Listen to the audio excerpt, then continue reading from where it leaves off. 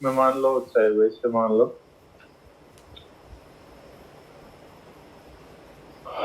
वो ये है कि हम लोग हिंदुओं ने अपने मंदिरों को छोड़ दिया।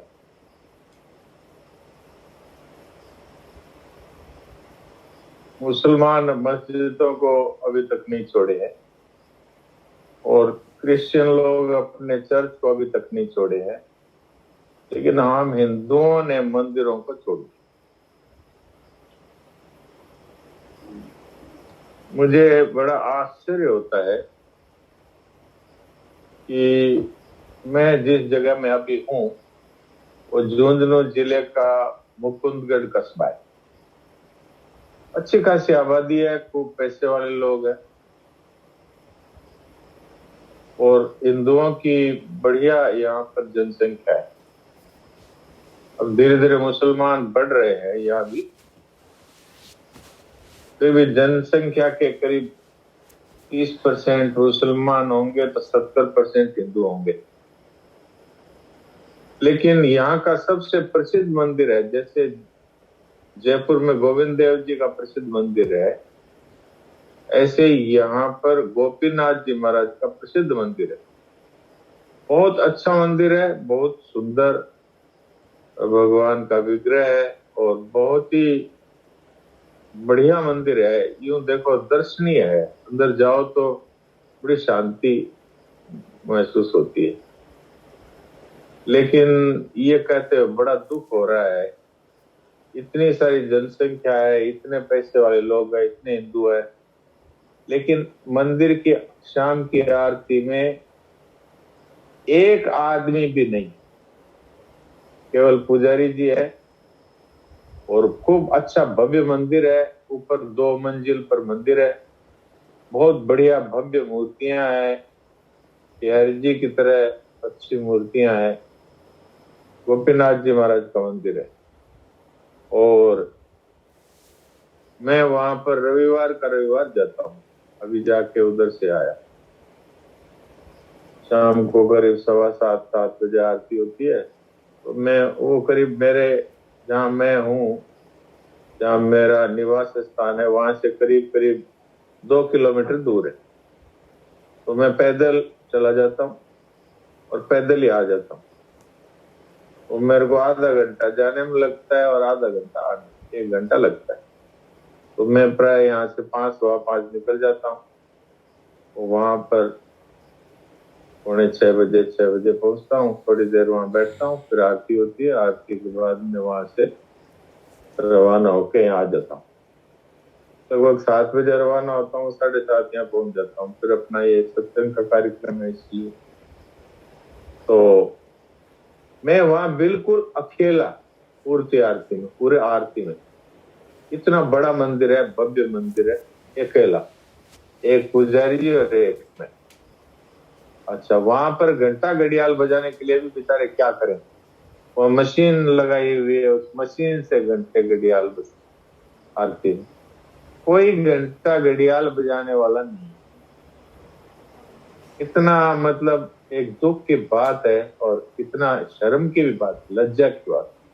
हम हिंदुओं ने मंदिर जाना छोड़ दिया। भगवान वहां पर हमारा इंतजार कर रहे हैं, कोई तो आएगा।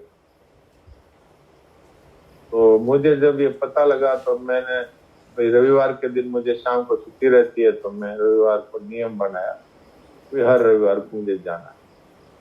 और वहां मंदिर के नीचे इतनी सारी दुकानें हैं, और इतने सारे लोग भी मुझे जानते हैं, और उनके सामने ही मैं मंदिर जाता हूँ। और उनको पता है कि ये इतना दूर हॉस्पिटल से यहाँ आए हैं पैदल, फिर भी कोई ये नहीं सोचता कि भाई हम भी चले। रविवार के दिन तो बच्चों की भी छुट्टियां होती है, नौकरी वालों की भी छुट्टियां होती है, बड़े आराम से आ सकते हैं। तो मैं कुछ लिख करके लाया हूँ मंदिर के बारे में। मंदिर जाना जरूरी क्यों?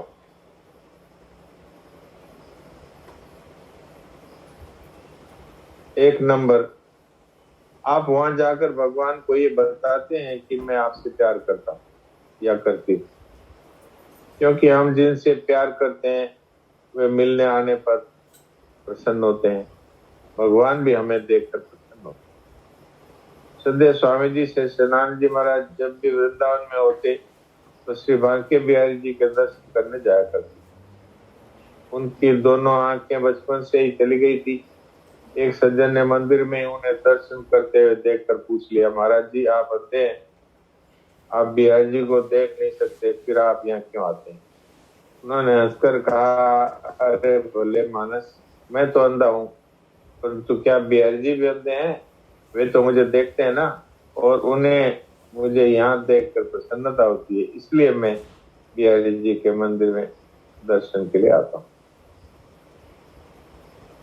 दूसरा पॉइंट है, मंदिर जाने से अच्छे मनोभाव प्रकट होते हैं। मन में भगवान के प्रति दृढ़ भाव एवं ऊर्जा का संचार होता है। भगवान के प्रति प्रेम भाव जगता है। भगवान के नेत्रों से नेत्र मिलाने से हमारे जीवन में पॉजिटिव एनर्जी का प्रवेश होता है। तीसरा पॉइंट, यदि आपसे कोई ऐसा अपराध हो गया है जिसे केवल आप ही जानते हैं, तो मंदिर में भगवान के समक्ष पश्चाताप एवं प्रायश्चित करने का विशेष महात्म्य है। आप भगवान से क्षमा प्रार्थना करके अपने मन को हल्का कर सकते हैं। उससे मन की बेचैनी मिटती है और आपका जीवन पुनः पटरी पर आता है। मंदिर का विग्रह प्राण प्रतिष्ठित होता है, इसलिए उसका प्रभाव विशेष है। कोई कह सकता है हम तो घर में ही हाथ जोड़ लेते हैं, लेकिन मंदिर के विग्रह में प्राण प्रतिष्ठा होती है, इसलिए उसका विशेष प्रभाव होता है। चौथा पॉइंट है, मंदिर में शंख और घंटियों की आवाज से वातावरण शुद्ध होता है तथा मन मस्तिष्क शांत होता है, और यहाँ तक कहा जाता है कि उससे हमारे शरीर में जो कई रोग होते हैं वो भी शांत हो जाते हैं और नेगेटिव ऊर्जा का नाश होकर के पॉजिटिव ऊर्जा का संचार होता है। पांचवा पॉइंट है, प्राचीन मंदिर वास्तुशास्त्र के अनुसार पृथ्वी के एक विशेष स्थल पर बनाए गए हैं। वहां जाने मात्र से मन की कालिमा मिटती है और सद्भाव प्रकट होते हैं। छठा पॉइंट, मंदिर में हमें श्रद्धा विश्वास से ओतप्रोत स्त्री पुरुषों के दर्शन होते हैं। उनके दर्शन मात्र से हमारे बहुत से पाप नष्ट होकर के हमारे मन में सात्विकता आती है। सातवां पॉइंट, बड़े दुख के साथ कहना पड़ता है कि जिस भारत भूमि में हर हिंदू रोजाना मंदिर जाना जीवन का आवश्यक अंग मानता था, वही आज मंदिर सुने पड़े हैं। वहाँ आरती के समय पर भी कोई नहीं पहुंचता, इसलिए मशीनों द्वारा आरती के वाद्य यंत्र बजाकर भगवान की आरती की जा रही है। हमसे तो विधर्मी भी अच्छे हैं, तो कम से कम सप्ताह में एक दिन मस्जिद में और एक दिन चर्च में इकट्ठे होते हैं। आज हिंदुओं के पतन का एक बहुत ही बड़ा कारण ईश्वर, मंदिरों और धर्म की उपेक्षा करना है। जितने भाई बहन सुन रहे हैं उनसे मेरी करबद्ध प्रार्थना है, कम से कम एक दिन रविवार को परिवार एवं बच्चों सहित अपने आसपास के मंदिर में अवश्य आरती में उपस्थित होने का कष्ट करें। ऐसा ये नियम बना लें ताकि हिंदू धर्म बचे, मंदिर बचे तथा बच्चों में धार्मिक भावना उदित हो। भगवान की प्रसन्नता तो हमें मिलेगी ही। वर्तमान परिस्थितियों को देखते हुए सनातन हिंदुओं में एकता नहीं हुई तो जल्दी ही हिंदू नष्ट होने वाले हैं।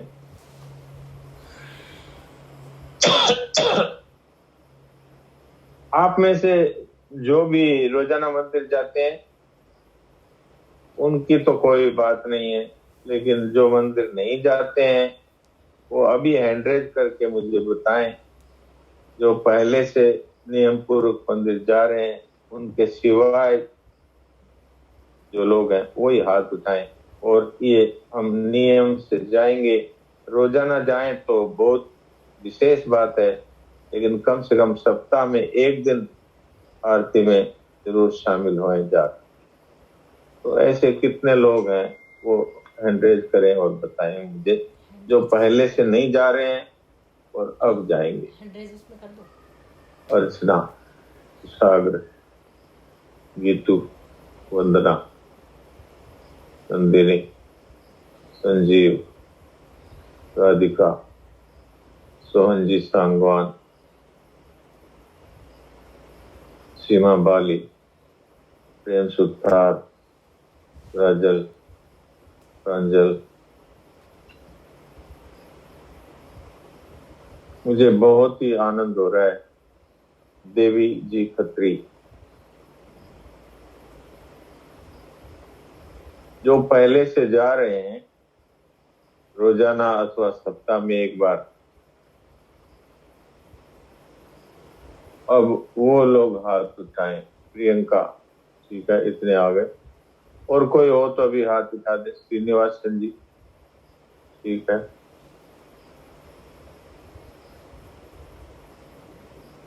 अब वो लोग कि जो पहले से रोजाना अथवा सप्ताह में एक बार जा रहे हैं।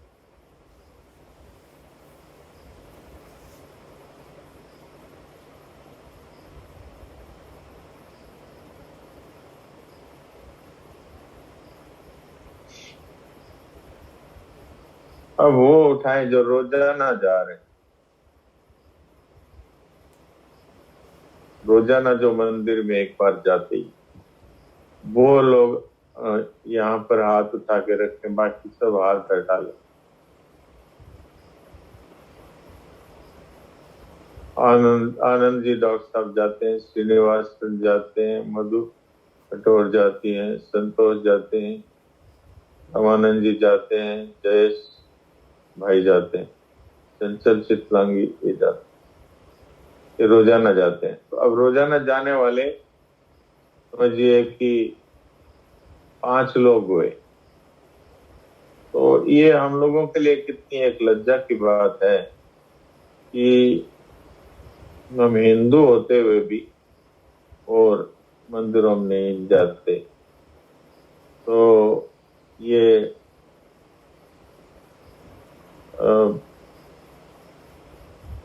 अब मैं आपसे ये भी प्रार्थना करूंगा कि आप लोग मंदिर जाएं और अपने आसपास वालों को भी इसके लिए प्रेरित करें।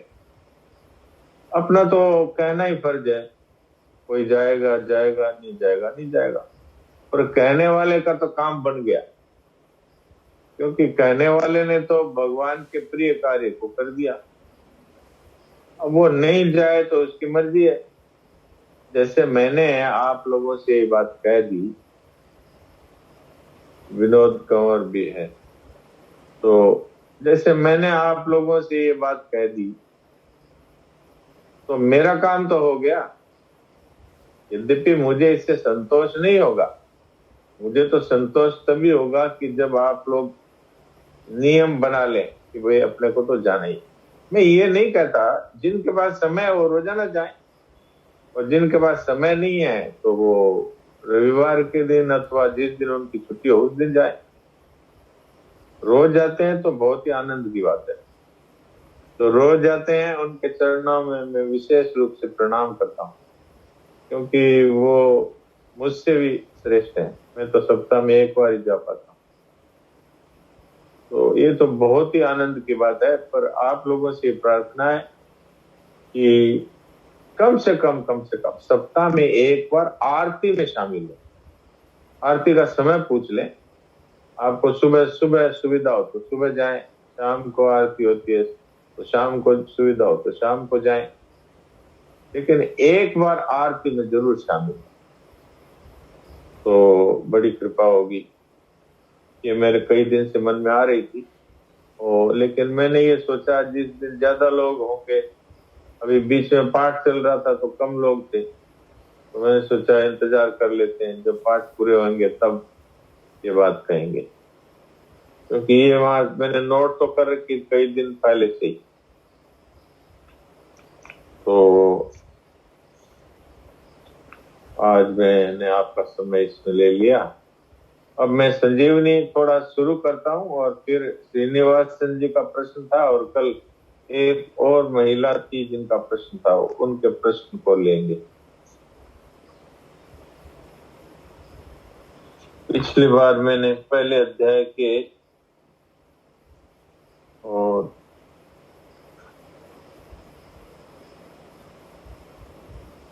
कितने श्लोक किए थे वो मैंने, 30 श्लोक किए थे। अब हम 31 श्लोक से शुरू करते।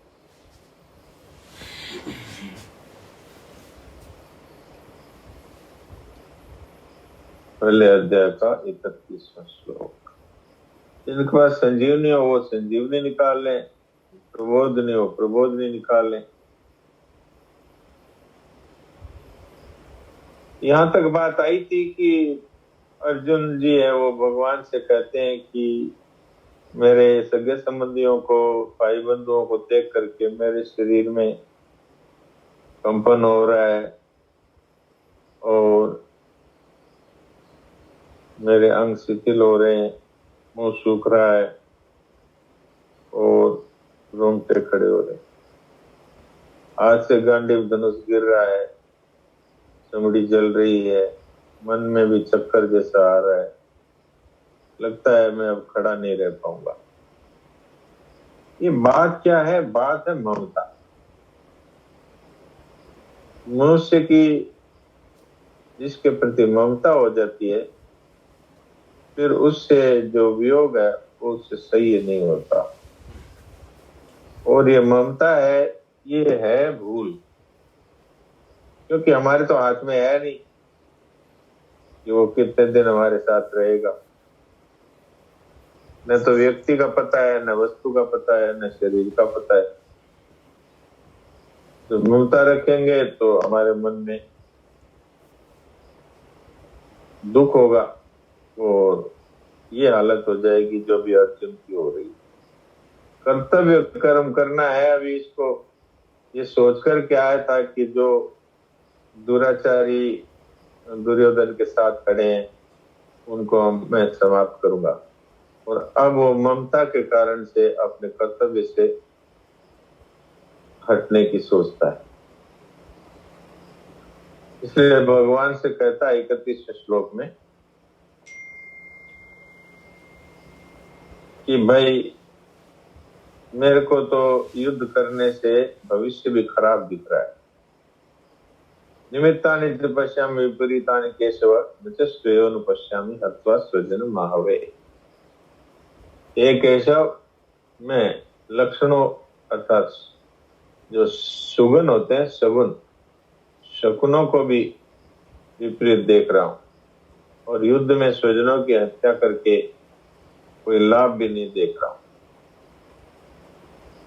अब देखिए कि इसको अपनी ममता के कारण से और सगुन भी खराब दिखाई दे रहे।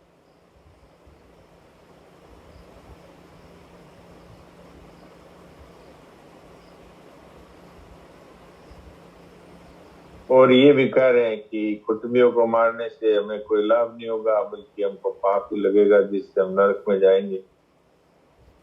भगवान हंस रहे हैं मन मन में कि इसको इतनी पंडिताई कहां से आ गई।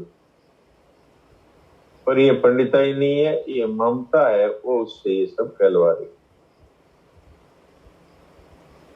अगले श्लोक में अर्जुन कहते हैं कि मुझे न तो राज्य चाहिए, न मुझे विजय चाहिए, और न ही सुख चाहिए। हम लोगों को राज्य से क्या मिलेगा, भोगों से क्या मिलेगा, जीने से भी क्या मिलेगा। इनको मार करके मैं जीना भी नहीं चाहता। अर्जुन विजय क्यों नहीं चाहते, इसका भी कारण अगले श्लोक में बताते हैं। 33वां श्लोक है। ये मत्ते कांक्षितम नो राज्यम भोगा सुखानि च तयि में वस्यता युद्धे प्राणान् त्यक्त्वा धनानि च। जिनके लिए हम राज्य भोग और सुख की इच्छा करते हैं वही अपने परिवार के लोग हैं। वो प्राण और धन की आशा त्याग कर युद्ध में खड़े हुए हैं। जिनके लिए हम राज्य और भोग सुख चाहते हैं वे लोग कौन है, इसका वर्णन अर्जुन आगे के 2 श्लोकों में करते हैं। आचार्य पितरः पुत्रा तथैव च पितामहा मातुला श्वशुरः पुत्रा शाला संबंधिनस्तथा एतान् हन्तुम् इच्छामि घ्नतोऽपि मधुसूदन अभित्रलोकराजस्य हेतुः किं नु महि कृते। इनको हमारे जो गुरुजन है, पिता पुत्र है, दादा है, मामा है, ससुर है, साले हैं, संबंधी है, इन सबको मैं मार मार करके और फिर ऐसे त्रिलोकी का राज्य भी मिल जाए तो इसका क्या फायदा है। और फिर ये पृथ्वी के राज्य के लिए तो मैं इनको मारने की सोच ही कैसे सकता हूँ। ये सब महिमा है ममता की। ममता के कारण से अर्जुन अपने शास्त्र धर्म से विमुख हो रहा है। इस बात को भूल रहा है कि ये पूरी जनता है, ये दुष्टों के राज्य के कारण से त्रस्त है, जिन्होंने धोखा दे करके राज्य छीन लिया और ये जनता पर अत्याचार कर रहे हैं, पापी हैं। इस बात को भी अर्जुन भूल जाते हैं ममता के कारण। अब अर्जुन है वो आगे, परिणाम भी अच्छा नहीं है, ये बात कहते हैं 36वें श्लोक। नियत्य धातराष्ट्र न का प्रीतिष्ठा जनार्दन पाप में आश्रय न। धृतराष्ट्र के पुत्रों को मार करके हम लोगों को क्या खुशी मिलेगी? इन नाताइयों को मारने से तो हमें पाप ही लगेगा। मैंने अब अर्जुन जो है, पाप है वो भी किस कर्म को करने से लगेगा, इस विषय में भी भ्रमित हो गए। ये युद्ध को छोड़ने से पाप लगेगा, क्योंकि क्षत्रिय का धर्म है कि अन्यायी को समाप्त करना, लेकिन वो अन्यायियों को बचा करके ही और सोच रहे हैं कि इसी से धर्म रहेगा, जबकि ये अधर्म हो रहा है। तो ये ममता का ये परिणाम। अब अर्जुन भगवान को ये बात समझा रहे हैं कि परिणाम भी अच्छा नहीं होगा। नियत्य धातराष्ट्र का प्रीति जनार्दन पाप में आश्रय नातताई। इन आताइयों को मारने से तो हमें पाप ही लगेगा। आताई 6 प्रकार के होते हैं। आग लगाने वाला, विष देने वाला, हाथ में शस्त्र लेकर मारने को तैयार हो गया वो, धन को हरण करने वाला, जमीन छीनने वाला और स्त्री का हरण करने वाला। दुर्योधन आदि में ये 6 की 6 बातें। उन्होंने पांडवों को लाक्षागृह में आग लगाकर मारना चाहा, भीमसेन को जहर खिलाकर जल में फेंक दिया, हाथ में शस्त्र लेकर पांडवों को मारने के लिए अभी तैयारी करें। और धृतराष्ट्र के ये पुत्र है, इन्होंने जुआ में छल कपट करके पांडवों का धन और राज्य रख लिया। द्रौपदी को भरी सभा में दुर्योधन ने मैं तेरे को जीत लिया है, तू मेरी दासी हो गई आदि शब्दों से अपमान किया। और जयद्रथ है वो द्रौपदी को हरण करके भी ले गया। शास्त्र वचनों के अनुसार आताइयों को मारने से मारने वालों को पाप नहीं लगता, लेकिन यहाँ पर आताइयों को मारने की बात उचित है, फिर भी अर्जुन है वो ये कहता है इनको मारने से हमको क्या पाप ही लगेगा, जबकि वास्तव में आताई को मारने से पाप नहीं लगता, आताई को छोड़ देने से क्षत्रिय को पाप लगेगा। अब ये बात अर्जुन के समझ में नहीं आ रही। इसका कारण है उस पर ममता का पर्दा उसके आंखों पे पड़ गया। तो अभी थोड़ा समय बच गया, इसलिए आज इसको हम 36वें श्लोक तक की विराम दे देते हैं। अब श्रीनिवासन जी आप अपना प्रश्न करिए, और एक बहन जी जो कल थी अगर वो आज उपस्थित हो तो अपना प्रश्न रख सकती है। मैं श्रीनिवासन जी को पहले करता हूँ अनम्यूट।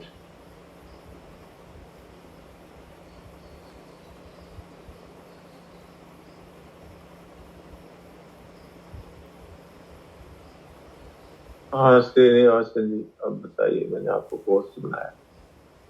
जी महाराज जी, राधे राधे। महाराज जी प्रश्न ये था महाराज जी, कल आपने बताया था कि मूक सत्संग का ताला जो खुलता है वो इस चाबी से खुलता है कि मैं मेरा कुछ नहीं है और मुझे कुछ नहीं चाहिए, ये चाबी है उस ताले की। तो महाराज जी ऐसा नहीं कि ये सब ज्ञान मार्ग के साधकों के लिए, तो मैं यही पूछना चाहता हूँ भक्ति मार्ग के साधकों के लिए भी होगा ना, मतलब जिनको भगवान की लीला में प्रवेश करना है दिव्य देह से, तो उनके लिए भी यही चाबी, हाँ मतलब वो भी यही बात लगाएंगे पहले, नहीं कि मेरा कुछ नहीं, मुझे कुछ नहीं चाहिए। हाँ, ये तो दोनों के लिए ही है। अगर वो भगवान के सिवा कुछ भी चाहता है तो भक्ति मार्ग में प्रवेश ही नहीं होगा। और यदि वो भगवान के अलावा किसी से ममता रखता है तो भी भक्ति मार्ग में ये मेरे तो गिरधर गोपाल दूसरा और न कोई, दूसरा कोई मेरा नहीं है, ये भक्ति का खास सिद्धांत है। तो इसलिए अगर किसी को भगवान की लीला में भी प्रवेश करना है तो कामना का त्याग और ममता का त्याग उसके लिए भी आवश्यक है। अब ये बात अलग है कि कोई ये ही कह दे कि मेरे से न तो ममता मिटती है न कामना मिटती है, मैं तो आपकी शरण हूं, तो भी भगवान उसकी ममता और कामना मिटा देते। पर ममता और कामना चाहे भगवान मिटाए और चाहे वो स्वयं मिटाए, ये इसकी आवश्यकता नहीं है इन मार्गों में, क्योंकि ये तो बाधाएं ही है। ये बात अलग है कि भगवान की शरण हो गया तो बाकी ममता मिटाने का, कामना मिटाने का, अहंकार मिटाने का, अब ये काम भगवान का है। भगवान कहते भी है जो मेरी शरण हो जाता है उन पे मैं कृपा करके उनके हृदय में ज्ञान रूपी दीपक जला देता हूँ। ऐशाम सदति युक्ता नाम भजताम प्रीति पूर्वकम ददामि बुद्धि योगम तम, मैं उनको कर्म योग ज्ञान योग सब दे देता हूँ। और तेषाम एवानुकंपार्थ अहम अज्ञान जम तमय नाश्यामी आत्मभावस्तु ज्ञान दीपेन भास्वता, उनके हृदय में ज्ञान का दीपक मैं जला देता हूँ। तो ज्ञान का दीपक जलाने का मतलब है उनका ज्ञान नष्ट हो जाता है, ममता कामना अहंता सब भगवान नष्ट कर देते हैं। ये भक्ति योग की विशेषता है। पर भगवान ने हमें ऐसी शक्ति दे रखी है कि जिससे हम स्वयं ही ममता कामना को, ये तो मनुष्य होने का समझ करके भी तो छोड़ सकते हैं। तो फिर हम इसमें अपने आप को क्यों असमर्थ मानते हैं? और ममता कामना तोड़ते ही मनुष्य तत्काल ही और तत्व ज्ञान प्राप्त कर लेता है। भगवान ने साफ कहा है गीता में दूसरे अध्याय के 55वें श्लोक में, जैसे ही मनुष्य कामना का त्याग करता है तत्काल ही वो आत्मा में संतुष्ट होकर के और स्थित प्रज्ञ हो जाता है। तो फिर इसमें भगवान के लिए ये कार्य क्यों छोड़े कि महाराज आप ही करो, ये मेरी प्रार्थना है। क्योंकि भगवान ने हमें समझ भी दी है, सामग्री भी दी है और समय भी दिया है और योग्यता भी दी है। मनुष्य बनाया इसलिए वो स्वयं इसको समझ सकता है कि भी जो बिछड़ने वाली चीज है उसको मेरा मानना, जो मिली हुई चीज है उसको मेरा मानना, भगवान ने दी है उसको कहना ये मेरी है, ये तो बेईमानी है ना। अगर हम बेईमानी भी नहीं छोड़ेंगे तो क्या छोड़ेंगे? जी महाराज जी, फिर भी जी जी हाँ जी जी महाराज, आप बोलिए महाराज जी, आप बोलिए।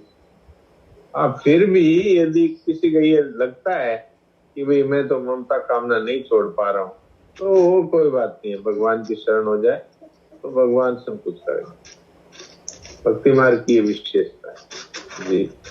जी महाराज जी, मैं ये पूछ रहा था, आपने कल बोला, जैसे मैंने बोला था कि मेरा कुछ नहीं है, मुझे कुछ नहीं चाहिए के साथ में केवल भगवान ही मेरे हैं और मैं केवल भगवान का ही हूँ, ये भी अगर साथ में लगाएं तो आपने बोला था किसी एक चीज को रखो, दोनों मिलाओ मत। तो ऐसा क्यों महाराज जी?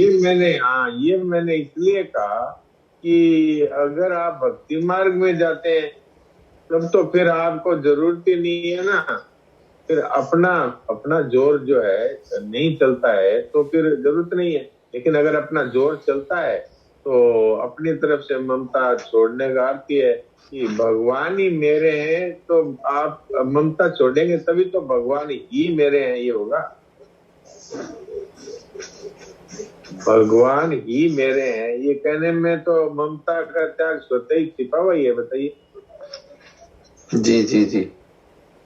और मैं भगवान का हूँ इसमें भी ममता का त्याग छिपा हुआ ही है, क्योंकि एक अनन्यता तो आवश्यकता है ना। भगवान भी मेरे हैं और संसार की वस्तु भी मेरी है या संसार के व्यक्ति भी मेरे हैं, तो अनन्य तो नहीं हुआ ना। भगवान कहते हैं अनन्यता चाहिए।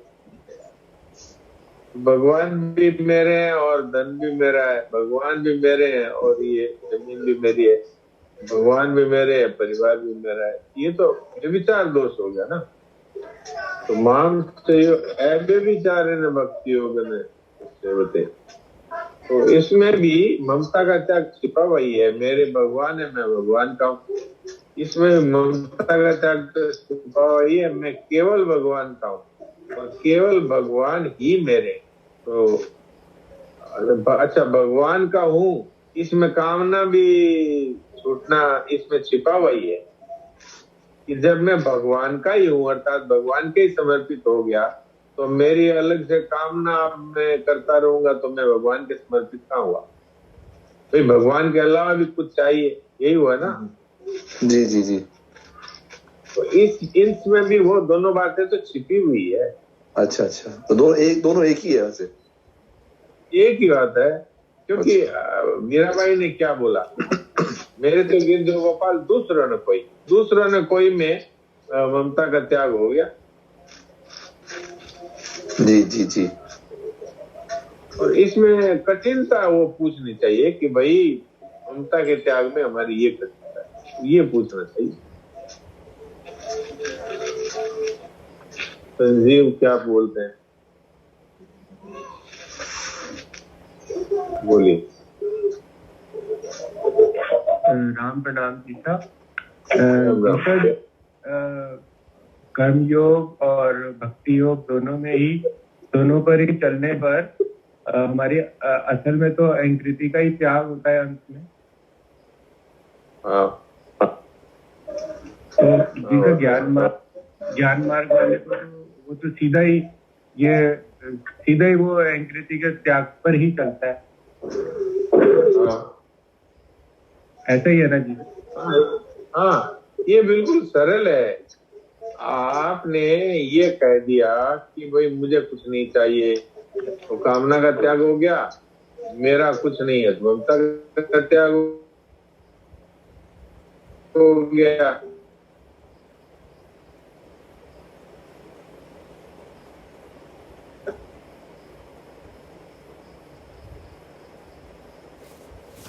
दो विभाग है, एक असत विभाग है, एक सत विभाग है। तो असत विभाग है वो नष्ट होने वाला है, उसमें मैं भी है, शरीर भी है और संसार पूरा है, और एक तरफ है परमात्मा है। तो परमात्मा है वही वास्तव में सदा रहते हैं, बाकी मैंपन से पूरा संसार है उसका अभाव ही है। तो फिर एक परमात्मा ही रह गए, तो फिर इसमें मैंपन का अभाव होते ही ममता कामना सब छूट गई अपने आप ही। तो अगर किसी को ये दो विभाग समझ में आ जाते हैं तो तत्काल ही उसकी स्थिति है वो परमात्मा में हो जाती है, अर्थात उसका अपना अस्तित्व नहीं रहता। तो जैसा भक्ति योग और कर्म योग वाले के लिए तो साधन हो गया कि उनको प्रैक्टिस करके अहंकृति के त्याग तक पहुंचेंगे। ज्ञान योग वाला तो सीधा ही उसके लिए साधन नहीं बचा, वो विवेक के द्वारा सीधा ही प्राप्त कर लेता है। बिल्कुल, क्योंकि वास्तव में तो सत्य यही है कि एक परमात्मा के सिवा और कुछ है ही नहीं। अगर वासुदेव सर्वम की दृष्टि से भी देखें, भक्ति की दृष्टि से भी, तो सब कुछ वासुदेव है। अगर ये मान लें तो ये शरीर सहित मैंपन सहित सब कुछ वासुदेव ही रह गया, तो भी तत्काल ही मुक्ति हो गई। तो ये ज्ञान योग और भक्ति योग दोनों में चलता है वासुदेव सर्वम। ठीक है जी। क्योंकि दूसरा कुछ अस्तित्व ही नहीं है परमात्मा के सिवाय, तो मैंपन कहाँ रह गया, कहाँ में व्यक्ति रह गया, एक सब वासुदेव भी रह गया। तो भक्ति योग में भी तो ज्ञान योग है, वो जो का त्यों ही पड़ता है। महाराज जी ने भी अपना आया था उसमें यही कहा था कि बस भगवान को ही देखो, आप अपनापन खत्म। हाँ, अपनी जगह भगवान आ गए तो हो गया, बस पूरा समाप्ति। ये तो पूरा सब कुछ समाप्त हो गया। अपनी जगह भगवान आते ही एक मैंपन ही तो था जिसके कारण से बंधन था, मैंपन समाप्त हो गया। तो आज का समय भी समाप्त हो गया। तो अब सभी लोग थोड़ी देर के लिए अचिंत हो जाए।